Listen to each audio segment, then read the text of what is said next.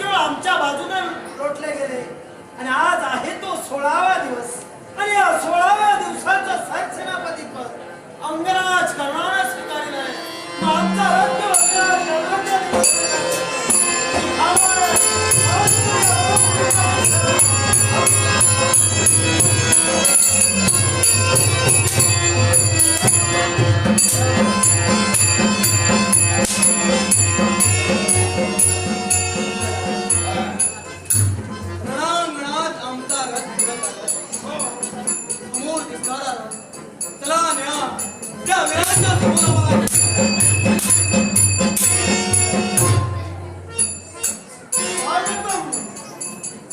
सुस्वागतम हे वीर पुरुषाय दानशूर करणारा स्वागत करतो या रणभूमीवर. हा युधिष्ठिर आपला स्वागत करतोय. हे युधिष्ठिरा, अंगराज करण्याचं स्वागत करणं का बरं तुला योग्य वाटलं? एकाच गोष्टीसाठी किंवा जो वीर या रणांगणाच्या दिशेने आला, वीर म्हणून आला, शिष्टाईनं किंवा त्याचं आगत स्वागत या युधिष्ठिरानं केलं. काय चुकलंय आमचं? तुम्ही काय चुकलात यापेक्षा मला जे साध्य करायचंय ते साध्य करण्यासाठी तुझ्या समोर उभा आहे. मग ज्या गोष्टीच्या साध्यतेसाठी आपण आला, माझ्यातून तुला कुठलाही उपद्रव होऊ नये असं वाटत असेल, अजूनही विचार करा कोणत्या गोष्टीचा, आणि माघार घ्या. माझा मित्र सुयोधनाला शरण द्या, अन्यथा तुमची सुटका नाही. हे अंगराज, किंवा आतापर्यंत 15 दिवस मागे रचले गेले. हे धर्मयुद्ध आहे आणि या धर्मयुद्धानुसार आतापर्यंत विजयाची या पांडवांच्या दिशेने जिंकली गेली. असं असताना मी एक वीर म्हणून या रणांगणाच्या दिशेने आलोय. असं असताना तू एक वीर आहेस, मग आम्हाला परतोडी जाण्यासाठी सांगतोय. कोणत्या तत्वानं? धर्मयुद्ध म्हणून धर्मयुद्धाचा टेंबा मिळवू नका. का? असा काय तुम्ही धर्म केला? काय चुकीचं केलं? काय बरोबर तुम्ही केला? सारं जे केलं ते बरोबर केलं. धर्माला अनुसरून कृष्ण शिष्टाईने आम्ही वागण्याचं कार्य केलं. कृष्ण तुमच्या समोर आहे आणि सारं खापर कृष्णाच्या माती फोडून तुम्ही मोकाट बरीच वर्ष सुटलेले आहात. त्याची कल्पना या करणार आहे. मग धर्माचे जर का तुम्ही परत करते आहोतच, तर ज्यावेळी द्रोणांचा दृष्ट द्रोणांतरी शेवट झाला, अश्वत्थामा मेला, अश्वत्थामा मेला, रणांगणात गर्जना होऊ लागल्या. अश्वत्थामा आपला पुत्र पडला याची खात्री इतरांच्या शब्दानं त्यांना होईना, पण तुझ्या जवळ विचारणा केली. मग तो धर्माचा परस्कर्ता, सत्यवादी, सत्य बोलणारा धर्माचा पुतळा होता. मग अश्वत्थामा नावाचा हत्ती मेलेला असताना स्वतःच्या गुरुला असत्य सांगून त्यांच्या विनाशात खरा कारणीभूत तू का ठरला? तो तुझा धर्म तो कसा? एक लक्षात ठेवा, आतापर्यंत धर्मानुसार आम्ही वागलो. प्रत्येक माणसाच्या जीवनात ज्याचं श्रवण चुकलं, ज्याच्या ऐकण्यात फरक पडला, तो तोंड घशीत पडला. त्यांचं श्रवण चुकलं या दोष युधिष्ठिराचा नव्हे. ऐकण्यात फरक पडला की सांगणाऱ्यात फरक पडला? जे मी सांगितलं ते सत्य होतं. नरोवा कुंजरवा हे ऐकण्यापूर्वी शस्त्रत्याग त्यानं केला. दोष युधिष्ठिराचा नव्हे. ते बोललात ते असंच बोलला, पण स्वतःची बाजू धर्माची म्हणत असताना जगाची नसू दे, जगाची नसू दे, धर्मराज थोडी मनाची तरी लाज बाळगा म्हटलं. का म्हणून? कारण तुम्ही हेच बोलला, पण त्या म्हातार वयाच्या आर्त स्वरांनी त्यांनी विचारलं, धर्मराज सांग, अश्वत्थामा खरंच मेला का? त्यावेळी अश्वत्थामा मेला या शब्दावर तरुण असून तुम्ही जोर दिला, पण तो नेमका हत्ती की माणूस? मग हे मात्र स्वर बदलून बोलला. मग मला सांगा, ऐकू जाणारा दोष त्यापेक्षा ऐका, लपण्यासाठी स्वर बदलला. गुरु द्रोणाने जो स्वर आमचा ऐकिला, दोष त्यांचा. ज्यावरती त्यांना ऐकू आलं नाही, त्यावरती पुनश्च विचारायला होतं माझा पुत्र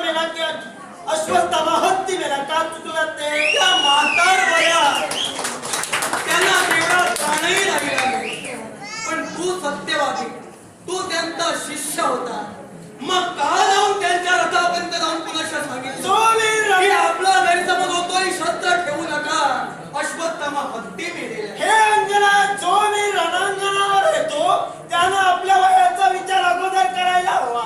त्याला जर शेवट चुकला तो मेला, यात माझा दोष नव्हे. तुमचा जर का दोष नव्हे तर दोष फक्त कौरवांचाच की का? होय, तसा का? ज्यावरती त्या धर्मानं वागतंय त्यावरती आम्ही जे केलं ते योग्य आहे. ज्यावरती विजयाची आमच्या बाजूने आली त्यावरती आमचा धर्म आहे. आम्ही जे करतोय ते सत्याच आहे. तुमच्या बाजूला विजय झुकला जातोय म्हणून तुम्ही धर्मात आहे, या मतावर माझा ठाम विश्वास पण आहे. या विश्वाचे सत्य आहे ते तेजोमय हे विसरू नका. याला कारण आहे, काय? मी असं म्हणणार नाही की कौरव कुठे चुकले नाही. कौरव चुकले, आम्ही चुकलो, पण ते अधर्मी आणि तुम्ही केवळ धर्मात ते पुरस्कारते. या भ्रमात तुम्ही राहू नका आणि जगाला ठेवू नका. कौरव अधर्मी तर पांडव सुद्धा अधर्मी. कोणत्या तत्वावर? पांडव धर्मात आहे तर कौरव सुद्धा धर्मात आहे. मग तो धर्म कारण पण तुम्ही जर का अधर्म कधी केला नाही, धर्माचा पुतळा तू, ज्येष्ठ पांडव तू आहे. मग जगातील पंच महापातक आहे त्याची कल्पना तुलाही असेल. गुरु हत्या, गुरु पत्नी गमन, सुरापान, चोरी आणि जुगार ही पंच महापातक धर्मानं वागणारा माणूस, सज्जन माणूस कधीही करत नाही. मग तू जर का धर्माचा पुरस्कारताय तर मग वारंवार जुगार खेळण्यासाठी उतावीळ का झाला? मला सांगा हो. आणि जुगार खेळण्यासाठी उतावीळ झाला तो झाला. जगाच्या पाठीवर कोण असा नवरा आहे जुगारापायी स्वतःच्या बायकोला जुगाराला लावे? मग स्वतःच्या बायकोला जुगाराला लावणारा धर्म हा सज्जन की दुर्जन? जुगाराला बायकोला उभा करणारा धर्माचा की अधर्माचा हे तुम्हीच सांगा. देतोय तुमच्या प्रश्नाचं उत्तर ऐका. केवळ 5 पापांपैकी केवळ जुगार खेळणं हे पापाचरण आहे. मग विश्वाची लय करती देवता भगवान शंभू महादेव पार्वती समेत हे करते वेळी पापाचरण म्हणून करत होते की पुण्य म्हणून की धर्म म्हणून? वा, पाप आणि पुण्य, देव दूध खेळला म्हणून तुम्ही खेळला. आता फरक आधी लक्षात घ्या. ऐकूया. देव शंभो शिवशंकर पार्वती माते समेत दूध खेळला मनाच्या मनोरंजनासाठी. तुम्ही सुद्धा तुमच्या पत्नी सोबत जुळी तुमचा खेळ दिवस रात्र खेळा. मला त्याच्याशी विरोध करायचा नाही, पण शंभो शिवशंकरानं जुगाराला कधी स्वतःच्या बायकोला लावलं होतं? ऐका. मग देवाचा आदर्श जर का घ्यायचा होता तर तो खेळ देवांचा, मनोरंजनाचा, आणि तुम्ही स्वतःच्या बायकोला विकायला लावला. अरे लाज कशी तुम्हाला वाटते? ऐक. केवळ देवानं केलं हे मनोरंजनासाठी केलं. मी केलं. मी जी बायको कोणाला लावली याला कारण आहे, कारण तुझ्या मित्राला ताप आला होता म्हणून मी केलं. या दोष माझा नव्हे. मग त्याला जर का ताप आला होता तर बायको लावल्यानंतर तुला निदान पश्चाताप तरी व्हायला हवा. बायकोला जुगाराला लावून तिला नेस्नाबूत करण्याचा प्रयत्न करण्यात आला, हर सभेत विवस्त्र करण्याचा प्रयत्न आला. त्यांना दोष देण्यापेक्षा मान्य करतोय मी. ज्या नवऱ्यानं जुगाराला बायकोला लावली, गमावली, ती म्हणतो सुयोधनाला ताप आला होता. खेळ हा मग आई, काय? तुला निदान पश्चाताप तरी यायला हवा होता. असं मी का म्हणाल का? एकदा ती तुमची विटंबना झाल्यानंतर तुम्ही निघाला आणि पुनश्च सुयोधनाला दूतासाठी बोलविलं. तू तसाच पुन्हा धावत आला आणि 12 वर्षाच्या वनवासात सुद्धा गेला. म्हणजे जे जे तू भोगलं ते स्वतःच्या कर्मानं भोगलं. प्रत्येक स्वतः जे काही केलं ते तुझ्या अंगाशी आलं. तेव्हा कौरव जर अधर्मी तर तू सुद्धा अधर्मीच आहे. मी कुठं तुला सांगतोय तुम्हाला धर्मीय म्हण म्हणून? आता बरोबर. पण हे विश्व जे म्हणतंय या दोष माझा नव्हे, कारण जगाचा देव धर्म माझ्या समवेत आहे. ज्यावरती देवानं धर्म म्हणून मला संबोधलं त्यावरती जनता किंवा माझं सैन्य धर्म म्हणून स्वीकार करणार. अरे यातच तुम्ही व्यर्थ गेला. हा? देवानं काहीतरी भलं मोठं बोलल्यानंतर तुम्ही भुलून जाता आणि आवेशात हे सारं करून बसला. मग जगानं काय म्हटलं यापेक्षा स्वतःचा विचार कर. आणि स्वतः किती धर्म केला याचा विचार करूनच तुम्ही धर्मात ते पुरस्कार आतापर्यंत स्वतःचा विचार करण्यापेक्षा इतरांचा विचार मी जीवनात जास्तच केला. कारण इतरांसाठी जो जगला तो धर्म म्हणून श्रेष्ठ राहिला. कारण आता तू म्हणालास की बायको पणाला लावली मित्रात शिवधराला तुझ्याची. मग त्या केवळपणाच्या ठिकाणी तू होतास, विवस्त्र केवळ पांचालीला केली गेली. मग त्यावेळी हास्यमध्ये तू का केलंस? मुद्दाम का? जाणून बुजून केलं. कोणत्या गोष्टीसाठी? याला कारण आहे. कोणतं? आजपर्यंत माझ्या जीवनात असा प्रसंग मी कधी पाहिला नाही. हा म्हणजे नाविन्य म्हणून आई, केलंस? नवऱ्यानं बायकोला जुगाराला लावावी हा. हे तुमच्या हातून कृत्य घडावं असं स्वप्नात सुद्धा करण्याला वाटलं नाही. पण स्वतःच्या बायकोला कुठलाही विचार न करता जुगाराला लावणारे नवरे यांनी केलेली तू जगात यापुढे कुठल्याही नवऱ्यानं करू नये आणि तुम्हाला त्याचा वारंवार पश्चाताप व्हावा म्हणून तुमच्या कर्मावर मी हसत होतो. तुम्ही सुधरावे म्हणून त्या भर सभेत मी नव्हे आम्ही सारे असून तुम्हाला शुद्धीवर मान्य करतोय. केवळ आम्ही आमची बायको पणाला लावली.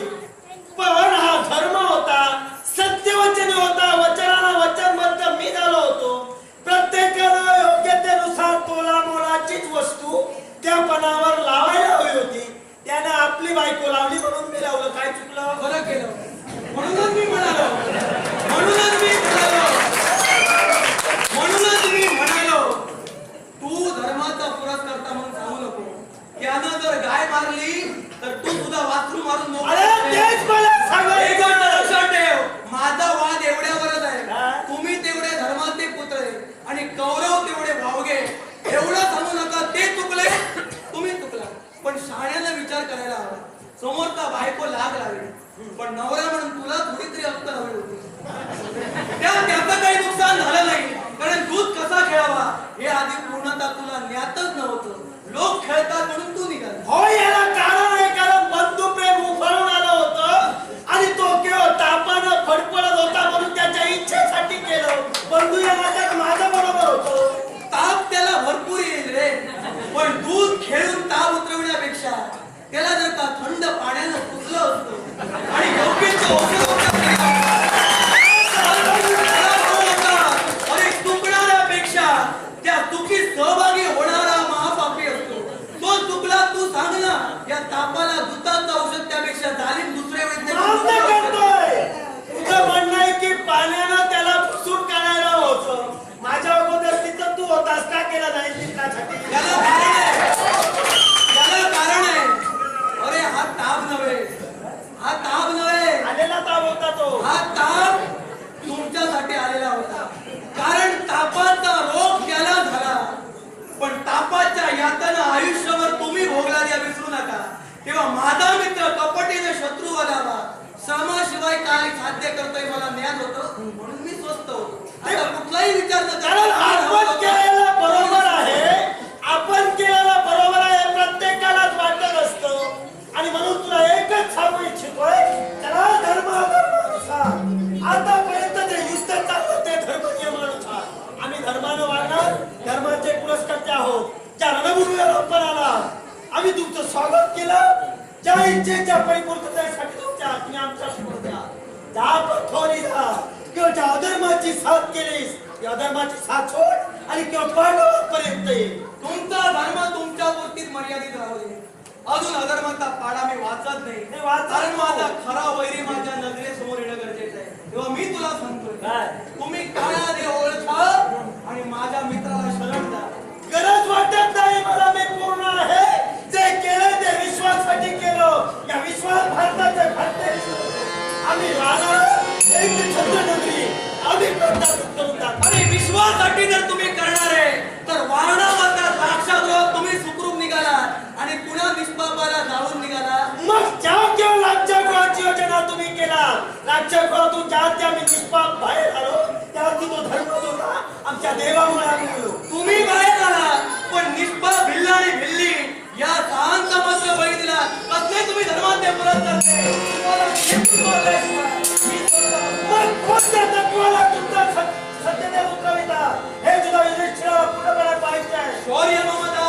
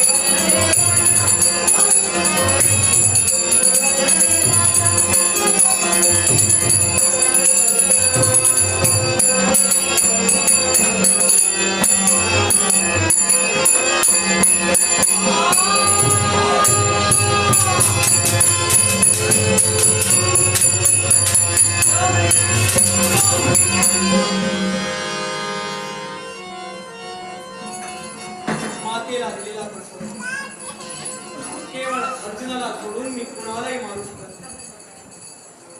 कारण कधी दिलेल्या शब्दाला पायरी करू शकत नाही. वाचलास तुला मी मारणार नाही. तुला मी मारणार नाही. काय करणार पण वीराला खरं ते मरण असतं ते मी तुला इथं आणि ते खरं मरण कुठलं या धनुष्याच्या नावावर तुला उड्या.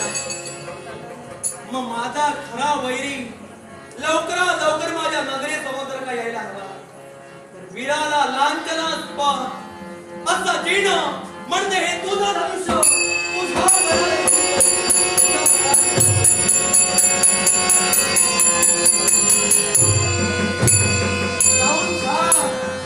जाऊन सांग तुझ्या त्या धनुष्याला कारण त्याची मार्ग प्रतीक्षा करतोय आणि त्याला ज्यावेळी संपले त्याच वेळी माझ्या मनाला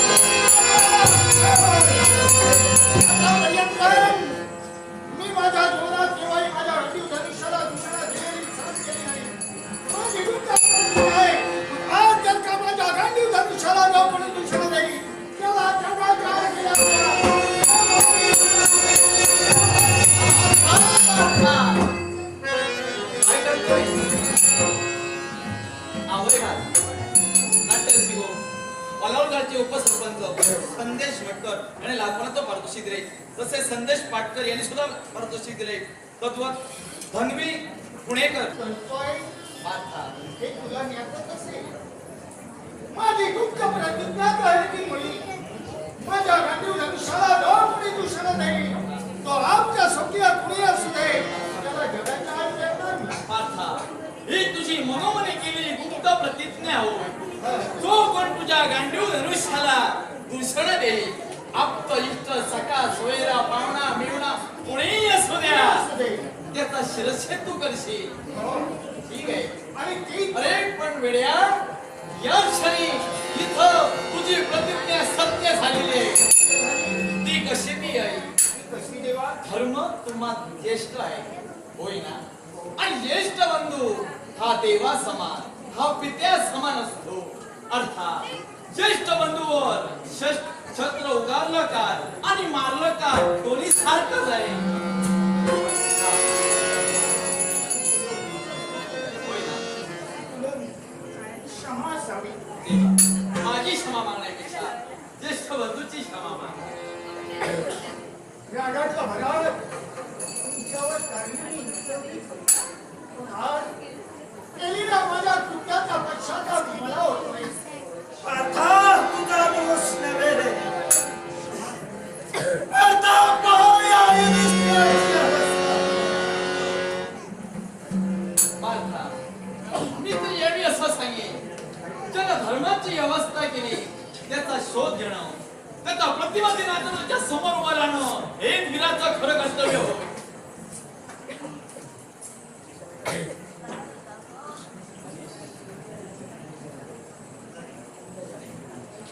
देवा तर त्याला आज माझ्या घराचा अपमान केलाय.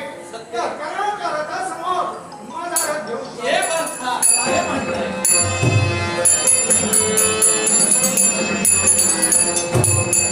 आज पार्थ केलाय तो धर्माच्या समोर. निघालोय तर रणभूमीचा आहे.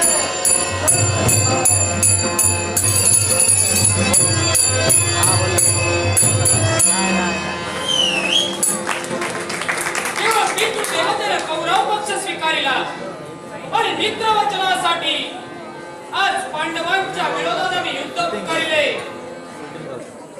पितृदेवतेला 16व्या दिवसाचं सेनापती पद बहाल केले आणि म्हणूनच केवळ पितृदेवतेचा स्वाभिमान वाढविण्यासाठी आणि स्वतःचे पराक्रम या विश्वाच्या ठिकाणी सिद्ध करण्यासाठी आज ऋषसेन या रणांगणी हाती शस्त्र घेऊन उभा ठाकलाय. तो केवळ पांडव कटकातील प्रत्येक वीराचा शेवट करण्यासाठी आणि म्हणूनच येणाऱ्या प्रत्येक पांडव वीराला सुसंग राहणं आपलं कर्तव्य आहे. येणाऱ्या प्रत्येक पांडव वीराचा शेवट करेल.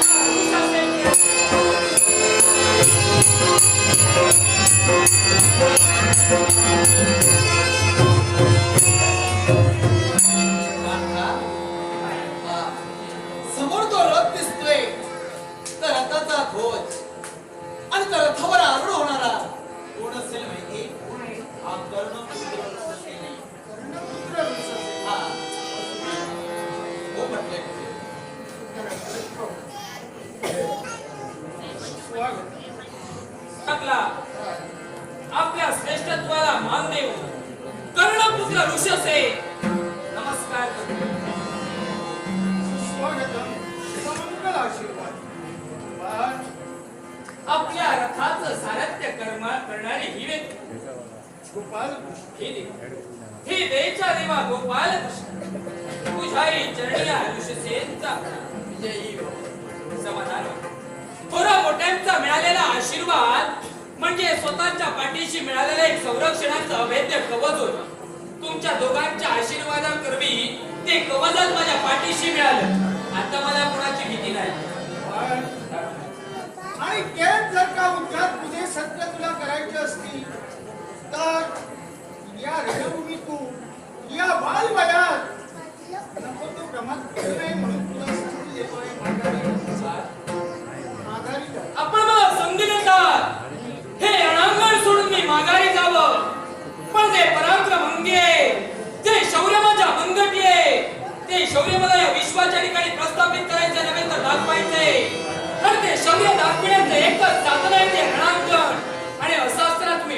सूत एका वीराला रणांगण सोडायला सांगतात? यालाही कारण आहे. असं म्हणतं. तुझ्यावरची पराक्रम आहे तुम्ही नाही म्हणत नाही, पण गुरु द्रोणाचार्याने अभेद्य चक्रव्यूहाची रचना केली.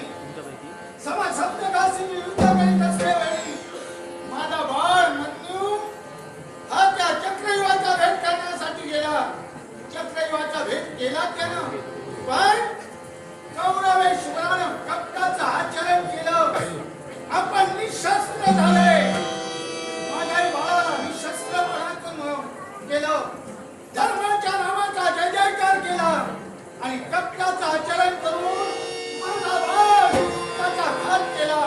कधुवर तुझ्याजवळ पाहता क्षणी मला कळू येते, आपुलकी माया ममता निर्माण होते. म्हणून तुला सांगतोय, जा माघारी.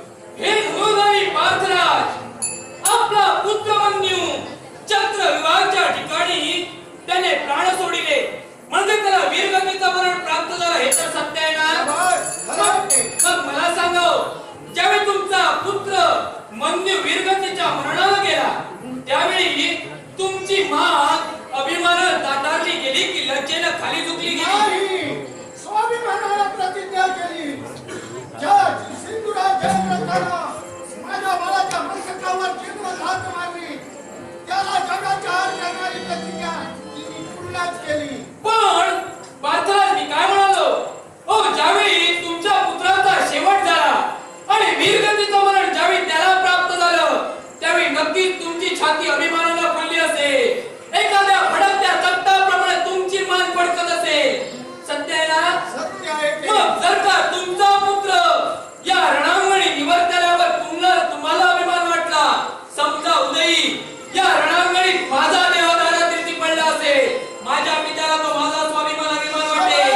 नक्कीच जर का तुझी इच्छा असेल, नाविलाज माझा जैसा रुपदासी जैसा विलासी याच राज्याला उभं राहील. तुमच्या विचाराचा किंवा विचार देणार नाही. ज्यार्थी माझ्या पितृदेवतेला सेनापती पदाचा बहुमान प्राप्त झालाय, त्यांचा स्वाभिमान आणि अभिमान वाढविण्यासाठी, पराक्रम सिद्ध करून देण्यासाठी त्यावेळी तुमच्याशी वैरत्व पत्करेल आणि विजयांची विजयश्री मला कौरवांच्या कंठी अर्पण करेल. आणि तो जर का तुझ्या मनाच्या ठिकाणी भ्रम असेल, तर ज्या सेनापतीचा निशाणा मिळालेला आहे, तो तुम्हाला हार होईल आणि त्याच्या पुत्रांना समाजाला तुम्हाला करेल. नाविलाज माझा होता याचा विचार कर. मग अंगराज कर्णांना सामोरे जाण्याची वेळ मी तुम्हाला कधी येऊच देणार नाही, कारण त्या अगोदर तुम्हाला प्रत्यक्ष विरोध करावा लागेल, तो या ऋषसेनशी करावा लागेल. आणि तो जर का तुझ्या मनाचा युक्तिपणा असेल, स्वतःच्या हिमतीचा विचार न करता हिमालयाच्या शिखरावर चढणाऱ्या हिम्मत बांधला, तर तो माझ्या समोर झाला नाही. मग या विश्वाच्या ठिकाणी किंवा देवाला समवेत ठेवून हा पराक्रमाचा डंका या विश्वाच्या ठिकाणी तुम्ही गाजविता, पण तो तुमचा डंका ऋषाचे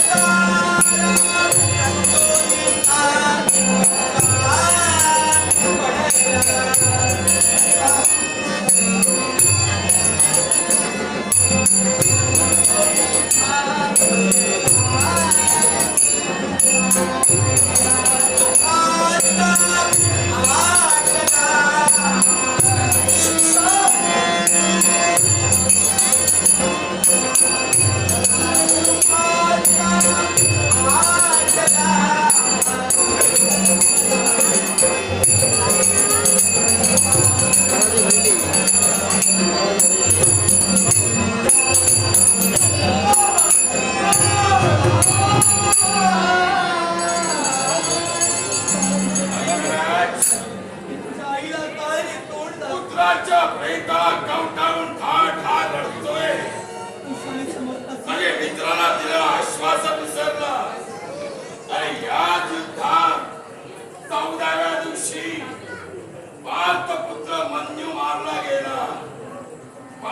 आपल्या पुत्राच्या प्रेताला कवकळ रडत राहिला नाही. त्याला चैत्र पदाची प्रतिज्ञा केली आणि अखेरीस पूर्ण केली. अरे तो कुठं पार्थ, अरे हा काय ठीक आहे राम म्हणे मग ठरला देत हा? माझ्या पुत्राचा विवाह मला सहन करायचा आहे. त्यानं संपविला त्याला जोपर्यंत मी या रणांगणात घेऊन जाणार नाही, तोपर्यंत तुम्हाला हा?